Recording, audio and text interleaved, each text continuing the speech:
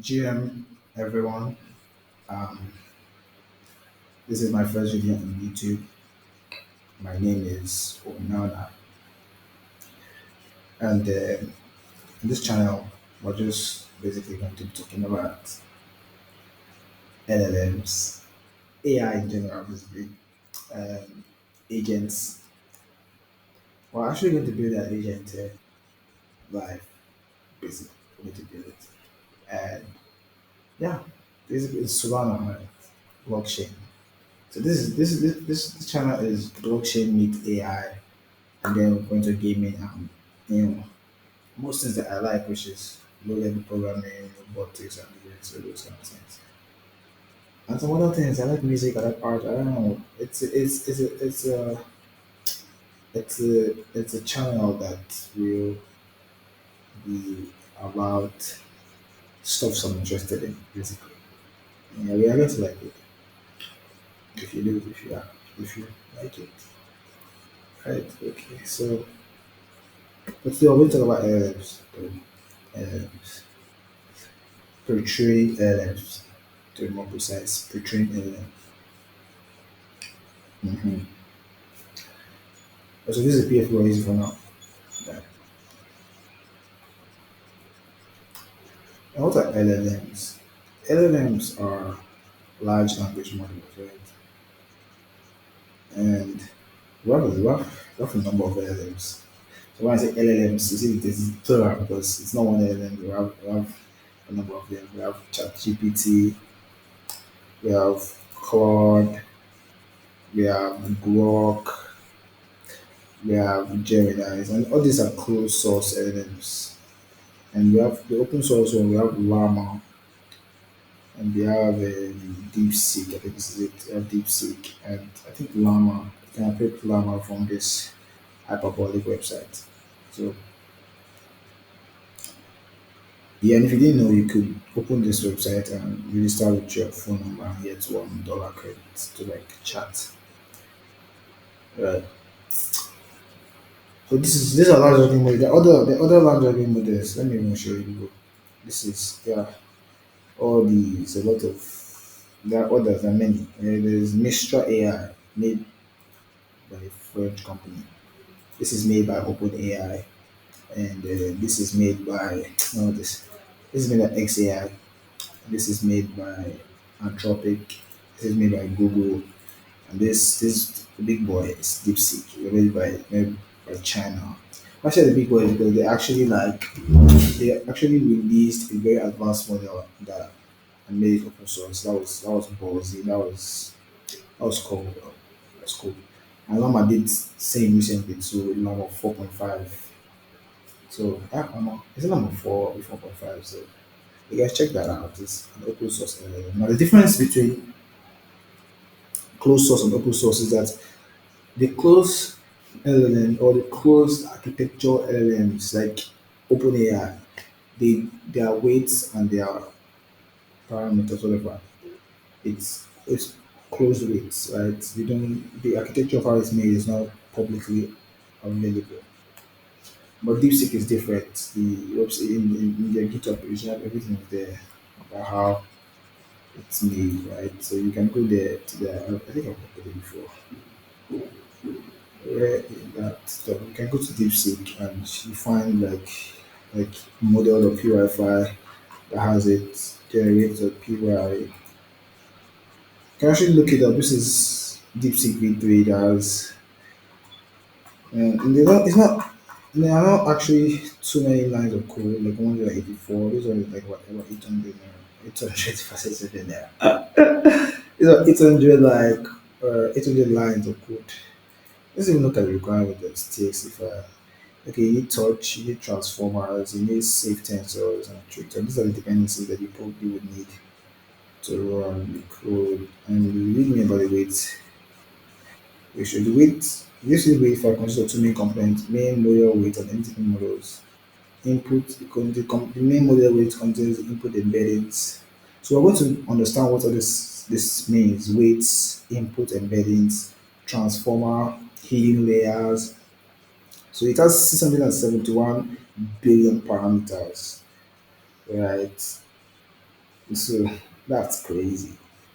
Right? So it's everything. You can read it up. It's all there. It's all there. And that's actually very cool. So shout out to DeepSeek, shout out to Llama, shout out to like Meta for open source LLMs and what are voting the closed source. But they're actually cool to the closed source LLMs. There's some free there. Like I like using OpenAI. I like using ChatGPT a lot. I don't know maybe because of like it was the first really big LLM to come out. I prefer using this, and I also use this because I can literally just access something about Twitter, and there's something that happened on Twitter, and it's like it's real time yet. So, because I use Twitter a lot. And Gemini, yeah, Gemini right now has the smartest. I think for me, I think this is actually really smart. Gemini 2.5 Pro. And the Flash thinking is also smart, but I haven't really tried it out, as you can see in there. So these are the LLMs. Now, how could we make something like this? Now, if you've never tried any of this, let's try it. Let's ask you the question, basically. So I'm going to ask you the question, and it's going to like do something. So, like I say, generate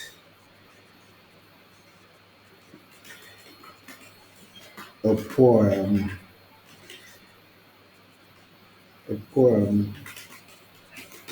that describes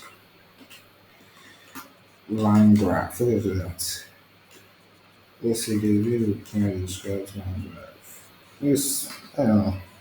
I just want to type some. Just want to see it. So when I was actually thinking, right? Not really thinking. It's actually like calling tools. When the OpenAI first came out, there was nothing like this. Just give you the text and just print out output. OpenAI, so there's some kind of queries you need to open here and like search the web. Those are called tools. When we move up in this channel, I need to understand what those mean. What those stuff means, tools. Okay, so here's our plan. You see, you can do something like this. So if you want to make something like this, there's two stage. It's called the pre-training and the fine-tuning stage. I know somebody will be like, if there's a pre-training, there has to be a training and a post-training and a well, it doesn't work like that, right? There's a training phase. There's actually a training phase, bro. Like it's not what it's called. We have the pre-training and the fine-tuning stage. That's what we have. So we're going to talk about the pre-training. That's what I want to talk about today. And by LLMs, we mean large language model. The large in the word means that it uses large data sets. Data sets are gotten from the internet. So we literally just like scope the whole internet. And what I mean by that is that just imagine the internet is a thing and there's like information and data in it, which the internet has a lot of data about different people, me and you and everyone else, and then all the companies on the website and everybody else.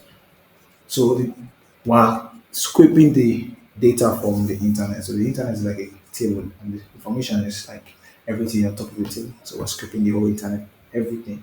So for to build something like this, you would actually need like to scrape the whole internet. Like this is a general purpose AI, not some niche something. So you have to scrape the whole internet, basically. So that's why I say large data sets. A large GPU clusters now. So we need large GPU clusters to train. If you want to train the model, if you want to be able to make sense of the data that you have scraped, you need large training GPU clusters. You need large computation basically. So GPU is graphical processing unit, and there's a reason why we use it. I think I should talk about it now. Should I talk about it now? I'll talk about it later. But okay, let's talk about it now. GPUs are used instead of CPUs. There's a reason for that. CPUs are general purpose tasks. They do different things, right?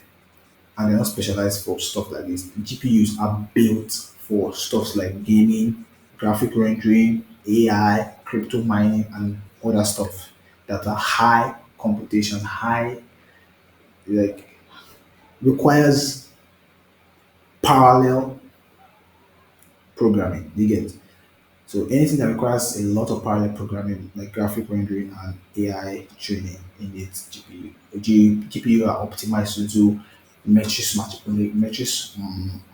multiplication and other different parallel programming mathematics because it's all maths, it's all metrics that's going on. So the GPU is optimized for that task. But the CPU on the other hand, It's basically it's serial. It does one thing at a time, but it can fool you into thinking that it's doing them parallelly by scheduling the tasks and doing using interrupts and the rest. But it's actually once at a time, and it will not be great for a task that's as intensive as this. The training the neural network. The neural network. That's another word again that you will have to understand pre-training, which we'll talk about neural network. So GPUs is what we need, right? You get yeah, and the company that provides these GPUs is NVIDIA, right? NVIDIA provides GPUs for for almost all the LLM companies. Yeah, there's also AMD, but I think they do more of integrated GPUs. We have two types. We have the integrated GPUs and the dedicated GPUs. NVIDIA goes with they do a lot of dedicated GPUs.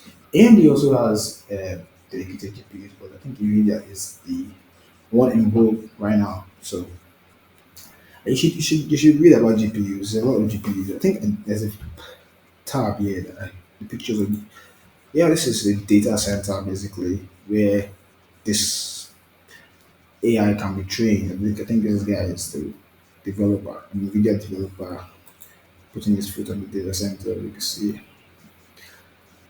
yeah, this is GPU manager right there. So a lot of GPUs. Right? This is like one rack of it. Uh, so yeah, this is the coolest one I think. This is just the different GPUs that they have, right? So that's what powers AI right now. This NVIDIA and this GPU. And we also need large amounts of people. I don't think large amounts of people is the right way to put it, but we need people. We need more than one basically. One person can do it. Maybe in the future where we automate more of the tasks and the AI assists, you train it, maybe you train a new model with an existing LLM, one person might be able to do it. You need people from different domains to actually like make sure this is actually smart and efficient and does the work that I want to do. So language there is natural language, right? Talking about like text, it's mostly text, right? You talk about English language or Spanish, whatever. That this model is trained on. The a model here is everything that we're talking about training and all this is a machine learning it's a machine learning thing, right? So when the data go through this process of training, whatever comes out is called a model. So the machine learning system is called a model basically. So that's that. We can move forward. Now the base model, you see, ChatGPT has a base model, which is GPT-4 right now. And 4.5 is the latest one, right? So that's the model that powers this interface they are seeing, ChatGPT. For Grok, they have a model. Grok 3 is the most recent one. Grok 3 Beta is the most recent one. Claude is the same name. Claude. That's the model. That's the name of the assistant, but they are different. Assistant is different from the base model. The base model is what you get after pre-training. The assistant is what you get after fine tuning, right? So if you don't fine tune, you see that the answers that you'll be getting will not be as correct after you will not be as correct or will not be as structured as the one you get after fine tuning, which is the one that we see when we type something here. It won't be as correct as that. So it's just like it's dreaming out text. Dreaming out text. When I say dream out text, it's just like when you're dreaming, if you're dreaming now, what you're saying in your dream is actually like something that could have happened in real life, right? No matter how crazy it is, it's like maybe you get, but it's not actually real. You get. So if you're telling somebody, if you were like outputting your dream to somebody, you're like, okay, yeah, that could have happened. So you get. So that's what LLM does. You get. They've been trained on internet documents, right? They've been trained on large data sets, and when they are being queried on their asked, they just like kind of like, okay, they just hallucinate and just dream out tokens. That's what the base model does most of the time. But when they're fine tuned, they tend to like know how to index properly and make sense of the question and actually bring out the kind of answer that you want. So that's it. A Gemini base model is Gemini 2.5 Pro and DeepSeek. Yeah, DeepSeek.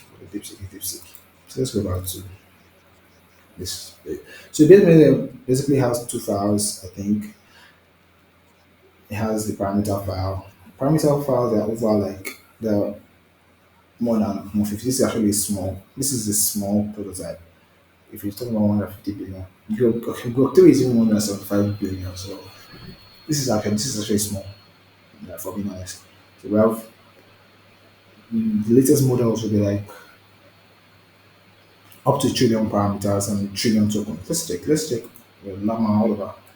Llama 3, but we should ask. I don't think they can get it. Let's see if they can tell us what Llama 3 is. Yeah, I should go up. How many parameters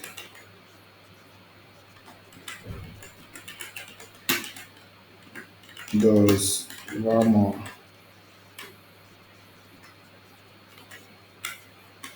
4.5? How? Let me figure that. Let's see. Let's see.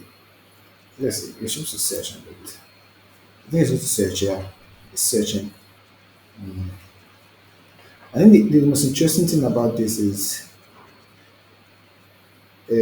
so the number 3.5,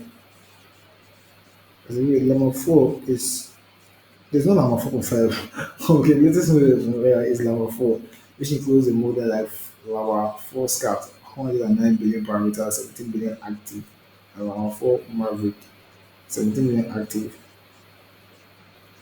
I don't know if this guy is incorrect. Let's see the pages that I linked.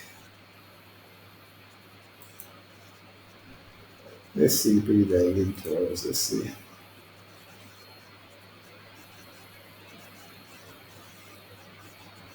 Hey, Llama 2, I'm just saying Llama 2 here, Llama 2.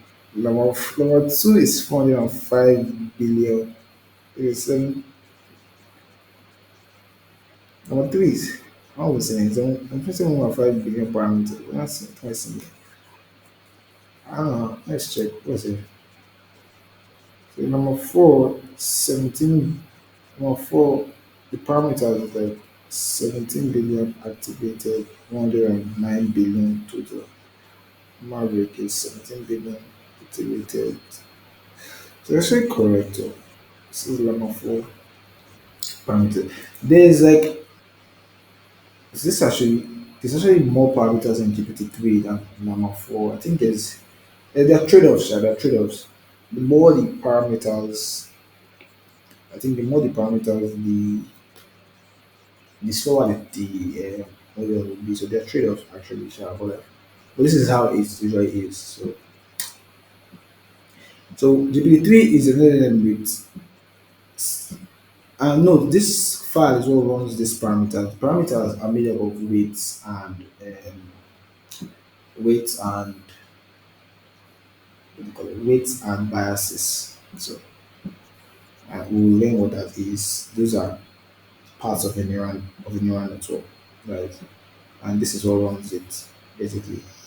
So the GPT-3 is an LLM with 275 billion parameters spread across 96 layers. So the 96 layers of a neural network trained on 300 billion tokens.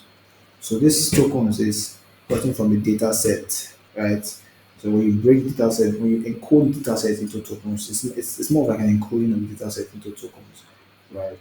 Yeah. Now, I'm also talking about data set. When you're scraping the web, there are a lot of data sets that you won't be needing, right? There are some kind of sites, mostly, I think, fake 419 sites or porn or adult content sites. They won't be scraped into the internet. If not, people will use this same for. So they don't train that. They don't train the LLMs with those type of sites. And the other way to clean the data to make it good enough to be trained, right? So that's one thing.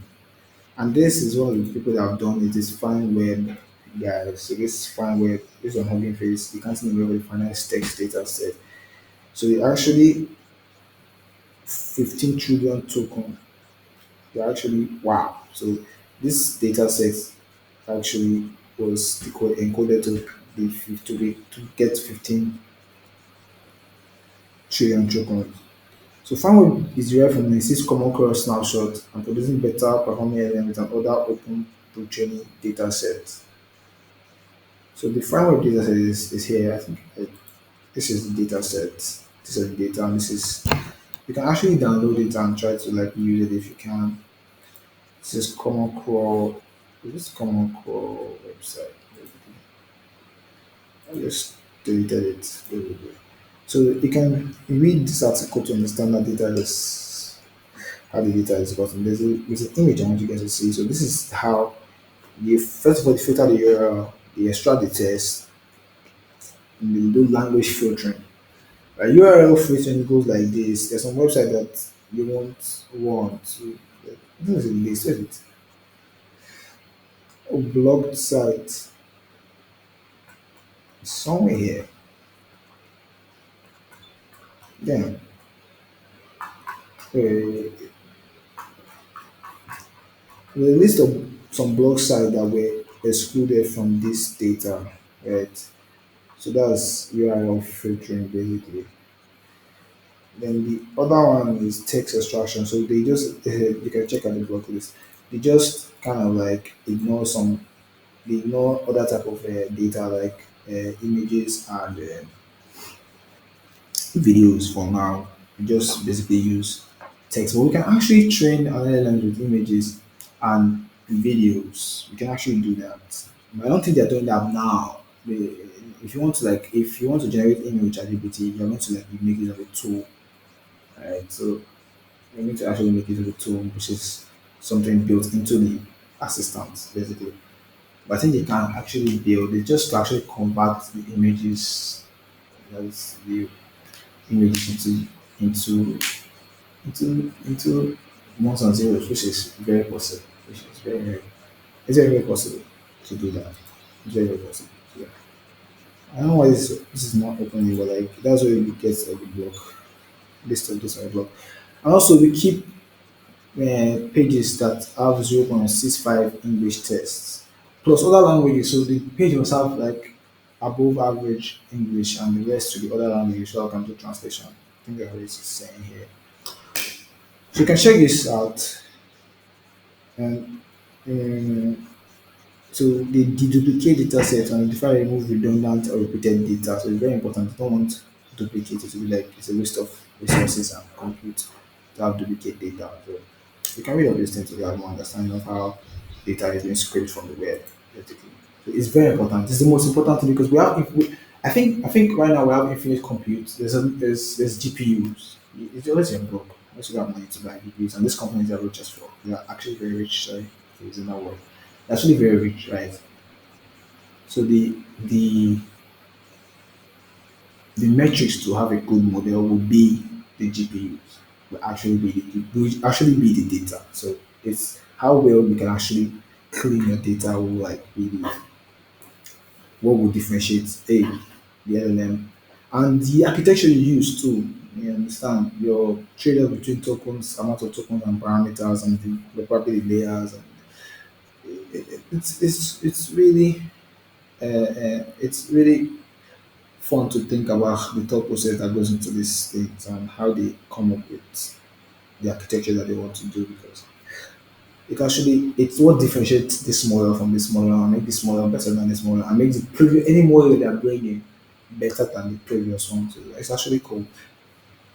And so let's move to how this actually happens, how they are actually retrained, right?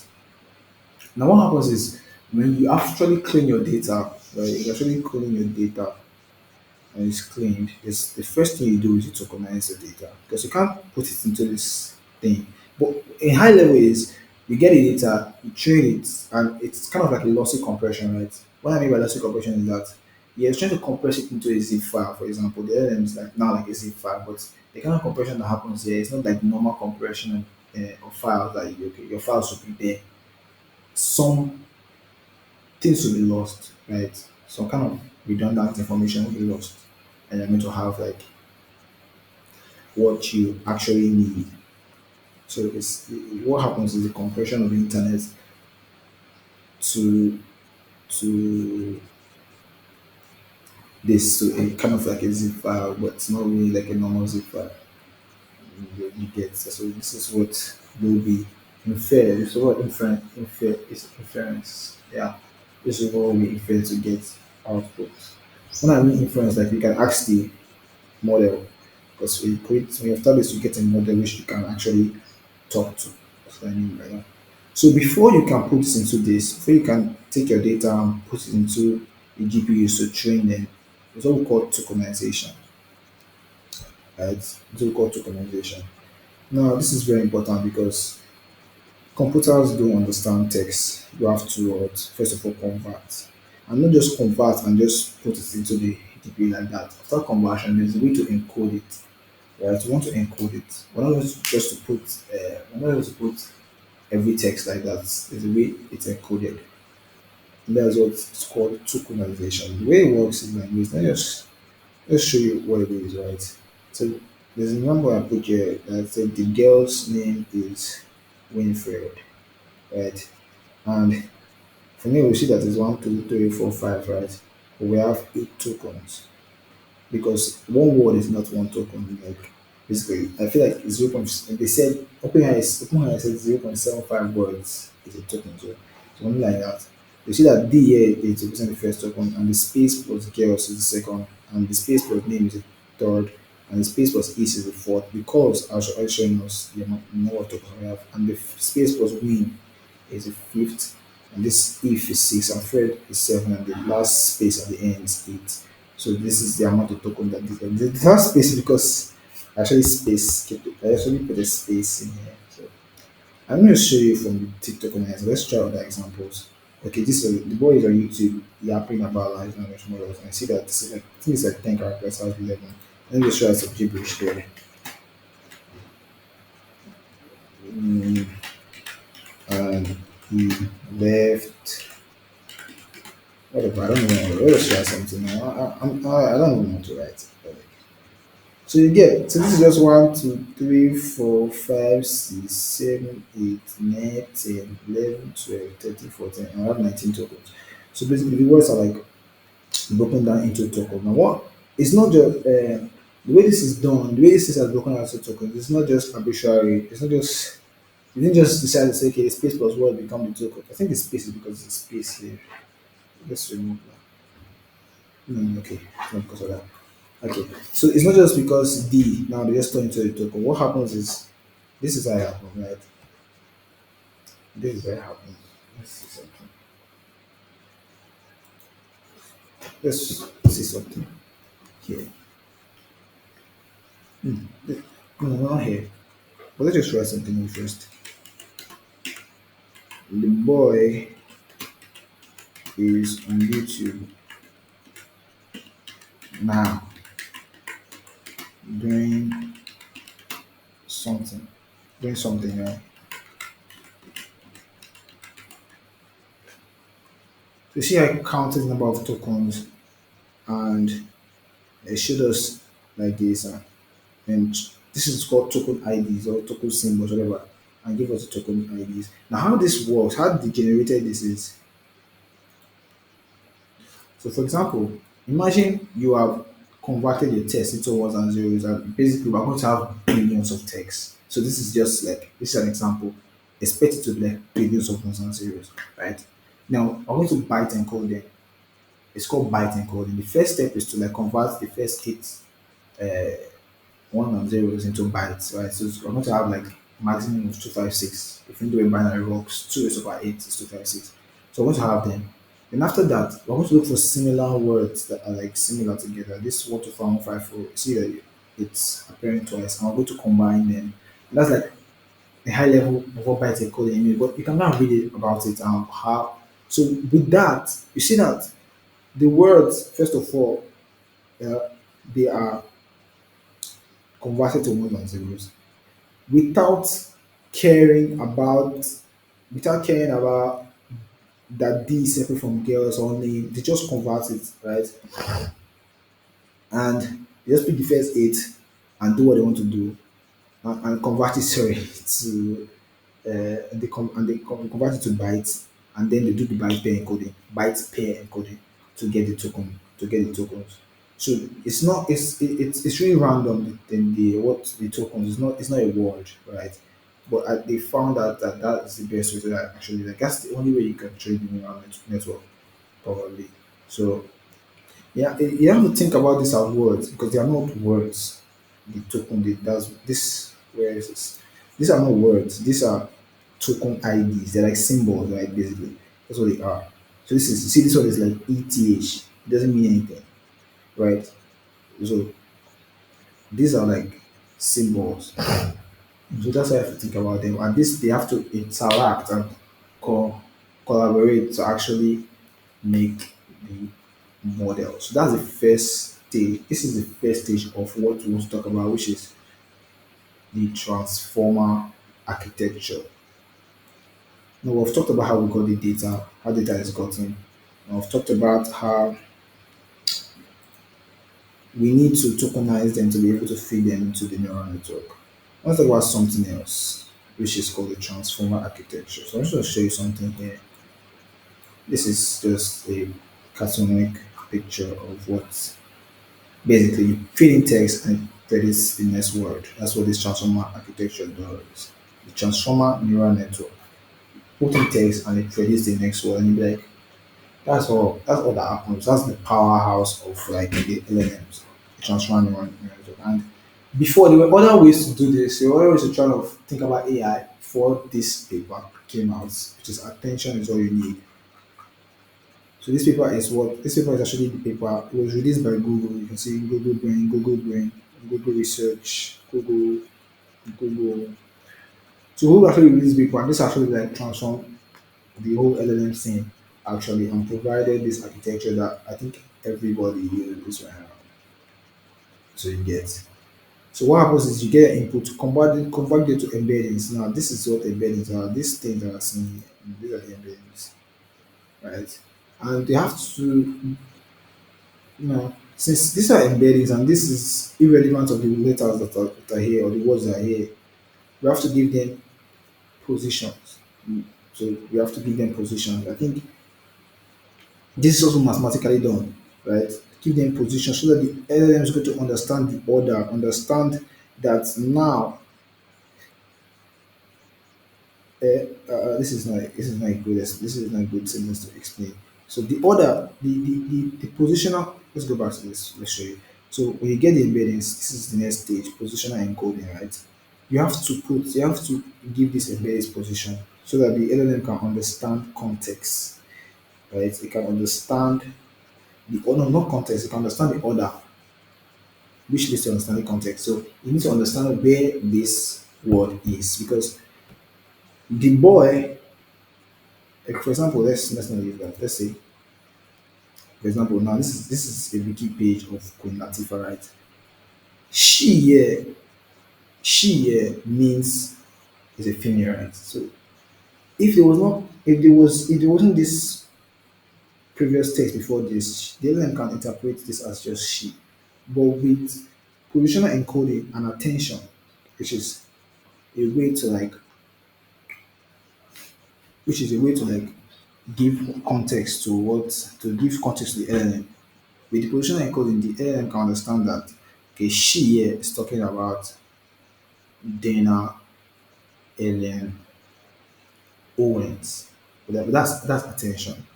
But this positional the positional encoding I'm talking about right now is just trying to um how would I put it now? It's just trying to know which words are similar, right? Which words are more related to each other, right? Which words are more related to each other. And that, I think I did it.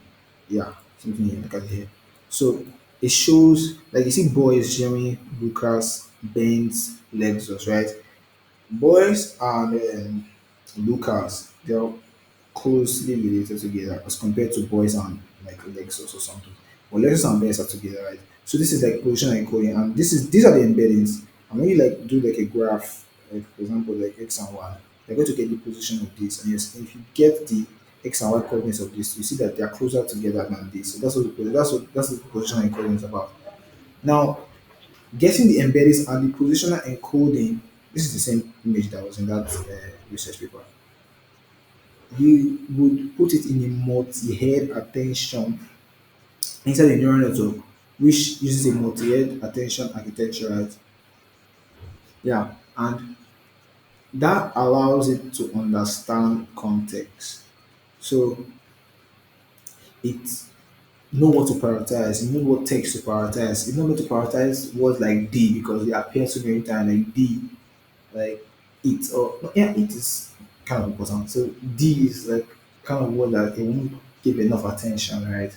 So now before this paper came out, LLMs were not that smart, and that is because they're not able to understand a long they won't be able to understand a long paragraph because they won't be able to like see that far, right?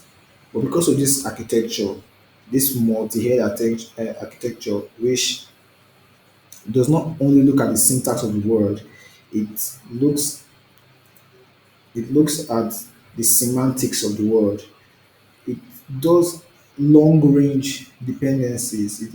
It has different heads, right? Different heads that actually like like observe a word and you know try to like understand the context. I can't go deep into it. There's a lot of mathematics inside. I'm just trying to give you like an overview of what it is. So let's come to this wiki page, for example. Now you see that Diana Ellen Owens, known professionally by her stage name as Queen Latifah, is an American rapper, singer, and actress. It was before this paper came out. The LLM will not be able to generate this, but if you put this into ChatGPT now, if you put this into ChatGPT, it will generate. It will be able to like generate quality information about this woman, right? Because it's been trained with this neural network and attention architecture that understands context, that understands semantics, that understands the syntax of the word of the words in a sentence because of how they are encoded, because of the positional encoding.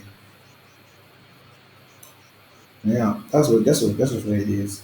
So if you want to get into the mathematics behind it, it's just I can actually do that. It's actually very interesting to go into that. But they're not actually that difficult to understand to be honest. But, but yeah, it's yeah, that's what it is. It's a good paper. You can read it up if you want. So attention allows the model to give us more context. It really does that. That's what it does. So after that, I think the next stage will be to feed into the neural network. So we want to talk about the neural network, right? Then after that, you normalize.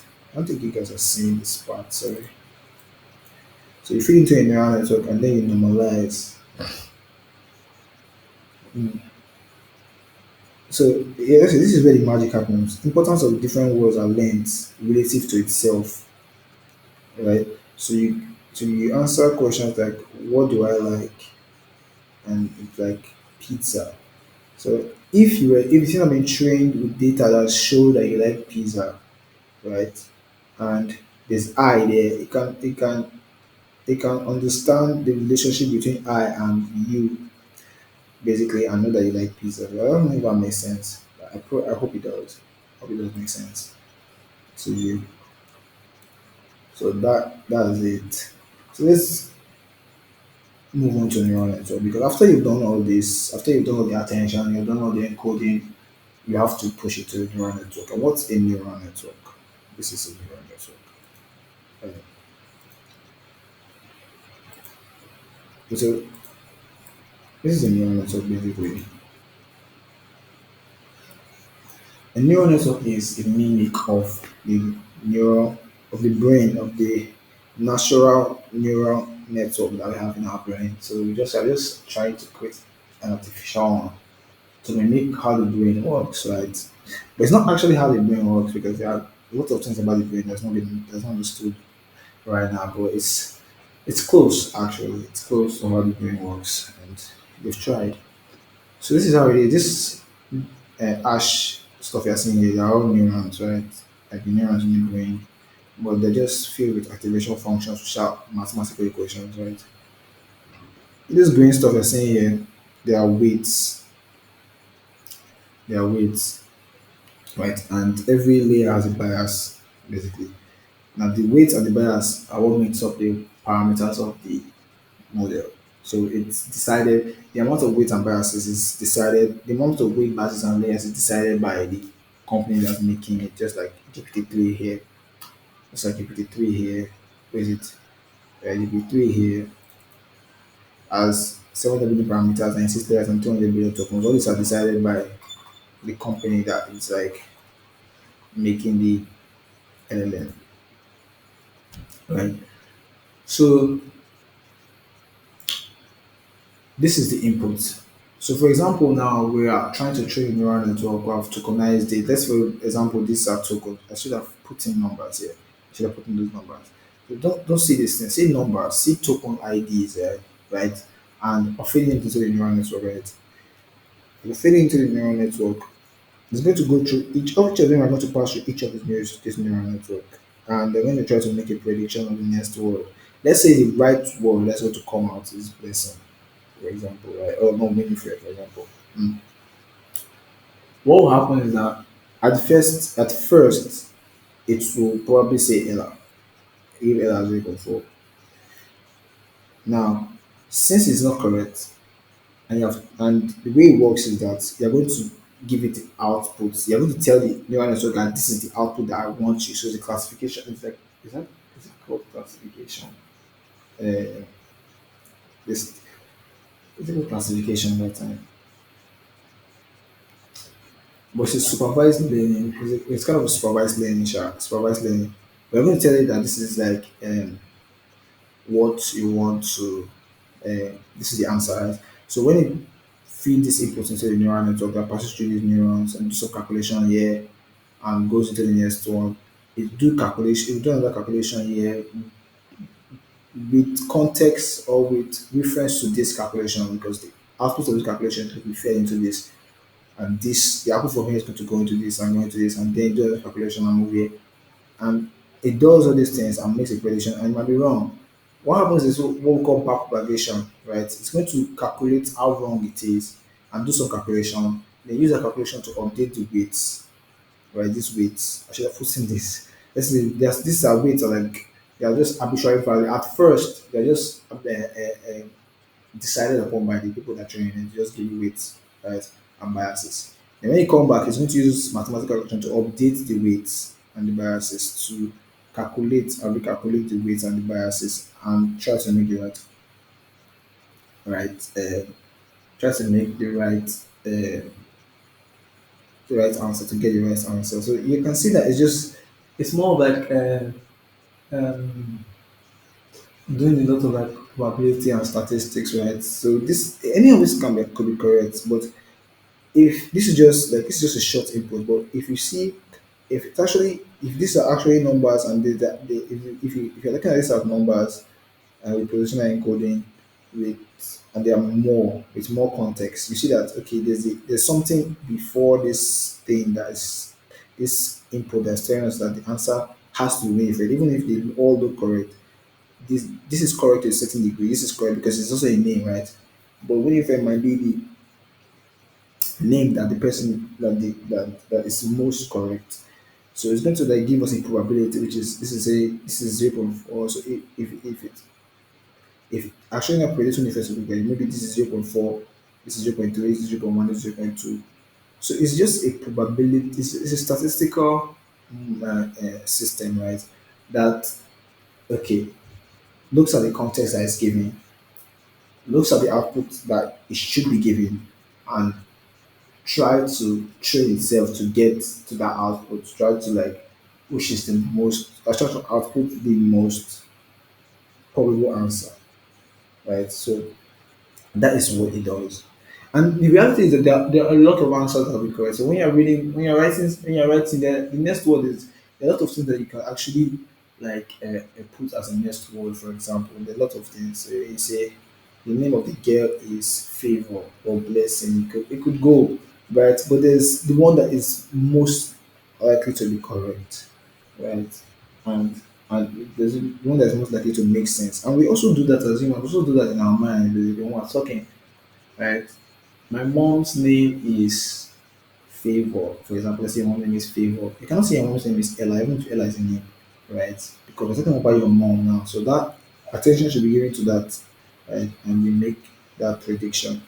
So it's there are lots of names, but it's the one that is mostly that has the highest probability of being correct. But there are other scenarios where you want to be more creative and you creatively call your mom's name that you so it's at the end of the day it's going to be they're going to train this neural network and do it in a way that there's going to be temperature. There's going to be a metric called temperature where you would want the one with the highest probability. Sometimes you would like to probably want the one with maybe the second best word to come out because you want to write a poem, you want to like be implicit or something. So it's really trained to be that kind of model that can actually give you the input that you want. But that's the idea to actually predict. And so I don't know if I'm rambling right now, but like I hope you guys get the point of what I'm trying to say. It's just a network prediction tool, and the way it does it putting into consideration the context, right? And you just basically predict the next word. Yeah. So that is pre-train the LLM. I don't think it's a part I think I've not talked about. It's a part I've not talked about. Mm, yeah, I talked about tokenization, we talked about embeddings, we have talked about basically everything that I think is important. There are a lot of things to know concerning pre-training LLM. This is just a very high level. It's very high level. There's a lot of things to understand about it. There's a lot of ways data are being cleaned. There's a lot of stuff inside this. So you can actually go and look it up. And if you think I made any mistake here and I've just set something off, you can actually just put it in the comments. Actually, let's learn from each other. But yeah, this is it. This is it. Um, I would encourage people to read about GPUs. They're fascinating. That's what I would encourage you to do. And yeah, this is preparing LLMs. More is coming. I think the next one is going to be about fine tuning LLMs to actually get the.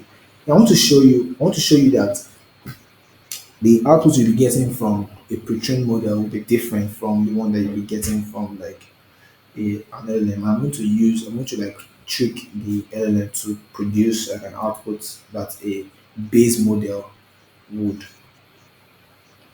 that a base model would mm, that a base model would give you actually. That a base model would give you. So I'm going to put the temperature here, right? So it's going to be like a little like it's hallucinating, for example. So let's try that. Yeah, let's try that. Yeah, it's actually doing well. Yep. Wow. Well, see, it just stopped. Okay, see, it's not giving us gibberish. Can you see it? Yeah, so it's giving us gibberish now at the end. So that's how a base model is. It has to be fine tuned. I hope you guys can see it. It has to be fine tuned, right? You can see a lot of gibberish is coming out now. Well, I just tricked it by increasing the temperature. But there's a way to actually talk to this base model. I don't know why I can't see here, but okay. You can find out a way to like interact with the base model, or you can try to run it. You can get your GPUs here. They're not actually that expensive to get. Actually, you can rent upon $5 per hour and run the model. Look up a video on YouTube on how to run it and you run the model basically. And you see that it's not as intelligent as the assistant which has been trained. The way assistants are trained is that they bring in people, they bring questions, those people bring questions and they bring the right answer and they train the model to like understand how to answer questions. And they do it with different domains, with experts basically to be honest. So that they can actually like uh, you can actually like talk to it and get something useful out of it. So that is pre-train LLMs. That's all I can give to you guys on how to pre-train LLMs, and I hope you learned something. To be honest, I really hope you did. Thank you. Bye bye. Yeah, follow the channel, like follow the channel.